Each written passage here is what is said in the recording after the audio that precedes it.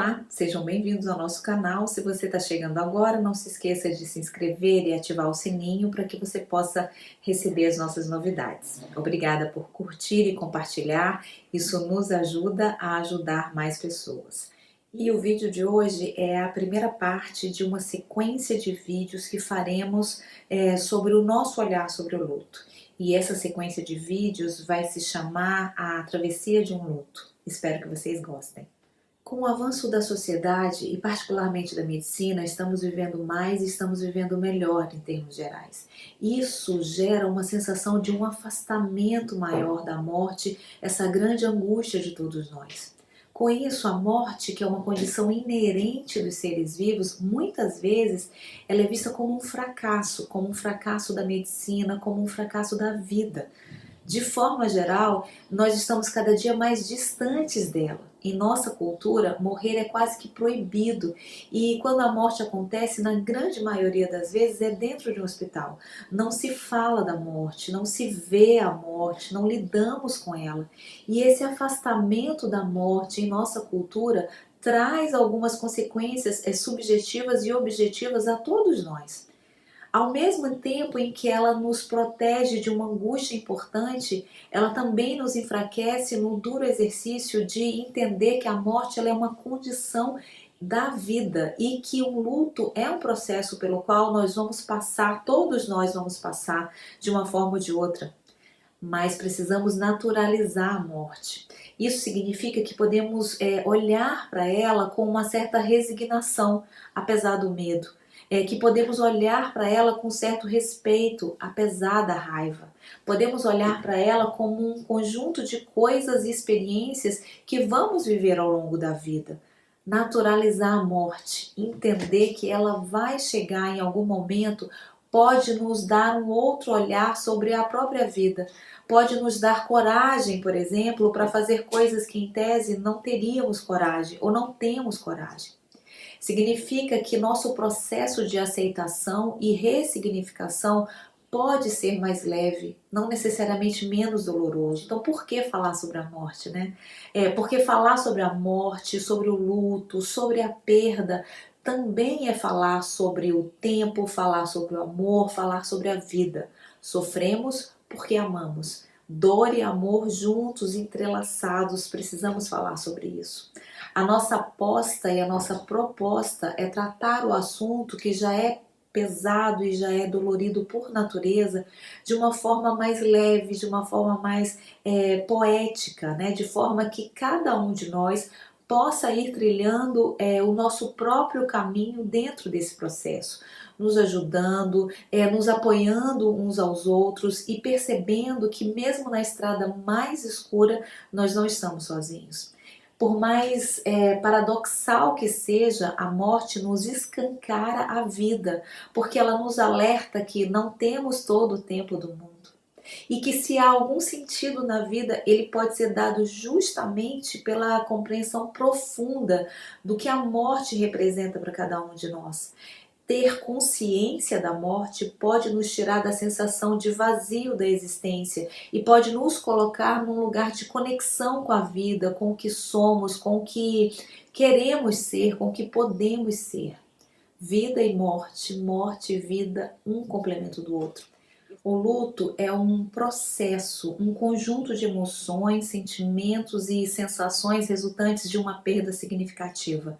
Em nossa cultura, costumamos associar o luto à morte, mas ao longo da vida experienciamos muitos processos em que ele está presente sem que necessariamente a morte esteja envolvida.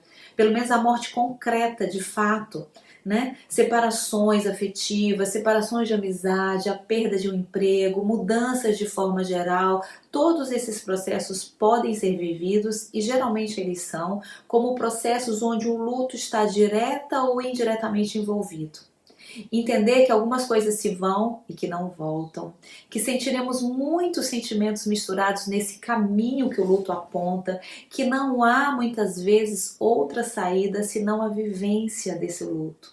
Tudo isso pode nos ajudar a passar por esse processo, por esse momento, de uma forma um pouco mais amena, ou pelo menos a tentativa de passar por isso de uma forma mais amena. Ao mesmo tempo em que o luto é um processo único e subjetivo, ele também é uma experiência coletiva, social. Nós nos reconhecemos na dor do outro, na perda do outro.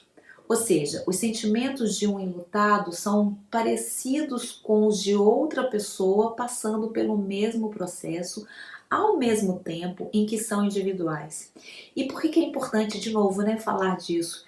Para que a gente saiba que a importância de validarmos os nossos sentimentos, para que a gente não caia na armadilha de comparar nossas dores, para que a gente se permita sentir sem culpa todos os sentimentos que nos inundam quando perdemos alguém que amamos. Isso porque a morte nos assombra a todos nós, todos os dias. De alguma forma, ela está sempre à espreita, sempre vigilante. Mas ela não é má e nem boa, ela é.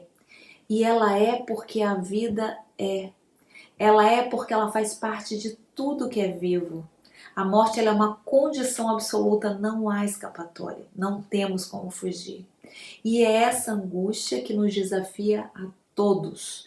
A grande maioria de nós esconde essa angústia de muitas formas e faz parte do processo de viver minimamente em paz, sem o desespero comum dessa premissa básica da vida: todos vamos morrer.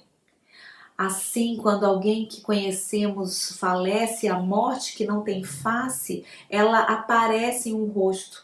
E essa angústia, então, ela se presentifica.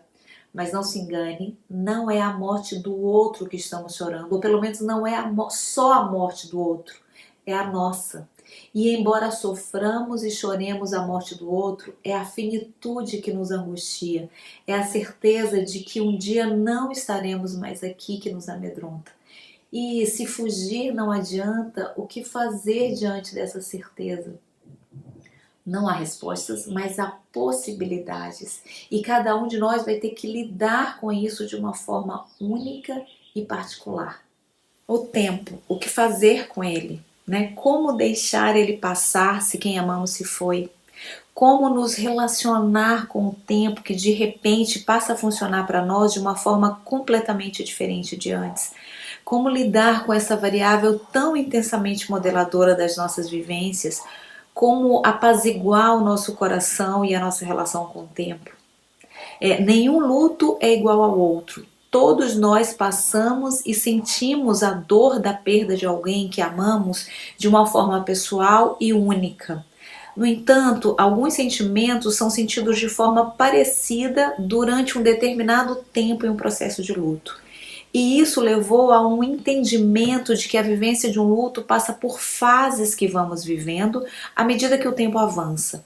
E durante muito tempo, e ainda hoje, essa noção de fases do luto ela é usada para explicar tudo o que sentimos durante o longo processo de ajustarmos a nossa vida ao falecimento de alguém importante para nós. Há um certo consenso de que as fases de um luto são componentes essenciais no processo de aceitação de uma perda. E a partir da morte de alguém, o enlutado ele geralmente passa por uma trajetória emocional complexa, na qual ele pode entrar num estado de recolhimento, ele pode sentir uma tristeza profunda, ele pode ter crises de choro constantes, ele pode perder o interesse pela vida. E além disso, ele pode experienciar muitos sentimentos como culpa, como frustração, irritabilidade, desespero, angústia e muitos outros. Tudo isso vivido de uma forma menos racional do que se espera. E é dentro desse conjunto de emoções e vivências que uma psiquiatra suíça chamada Elizabeth Ross, ela pensou o luto como um processo de fases. Então você teria uma primeira fase, que é uma fase de negação, que é uma reação imediata à notícia da morte de alguém. Não acredito, parece que não aconteceu, não pode ser verdade. A pessoa nega o que aconteceu como um mecanismo de defesa para evitar o sofrimento diante da perda. Uma outra fase é a fase de raiva, Então a raiva, justamente com outros sentimentos como medo, desespero, angústia, culpa, frustração costumam se manifestar bastante nessa fase. O enlutado ele pode reagir com agressividade a muitos contextos que lembrem a morte da pessoa amada. Ainda incapaz de aceitar a perda, pode ser que a pessoa enlutada expresse sua raiva por meio de atitudes autodestrutivas, por exemplo. Uma outra fase é a fase de barganha ou negociação, que é uma fase em que o enlutado negocia consigo mesmo ou com o que acredita, como ente superior, na tentativa de aliviar a sua dor. Então, pensamentos como: e se eu tivesse feito diferente? E se as coisas tivessem acontecido de forma diferente? Se eu tivesse feito isso? Se eu tivesse feito aquilo, são comuns e as pessoas usam esses pensamentos muitas vezes para consolarem a si mesmas. Uma outra fase é a fase da depressão, que é uma das fases mais intensas e incapacitantes, na qual a pessoa enlutada ela passa por intenso sofrimento que pode se prolongar por tempo indeterminado. Choros recorrentes, isolamento social, crises de ansiedade, dificuldade de retomar a vida normal são alguns sintomas dessa fase. Uma outra fase é a fase de aceitação, que é o último estágio do luto. É nesse momento que a pessoa enlutada, ela compreende a sua nova realidade, que é a ausência de quem partiu. Muitos sentimentos e angústias já foram de alguma forma ajustados e a sensação passa a ser de uma certa paz interior. Aceitar assim significa conviver pacificamente com a perda. É poder lembrar com carinho, ser grato por ter convivido com a pessoa, entender que é preciso viver mesmo sem a presença da pessoa que se foi. É compreender a finitude da vida.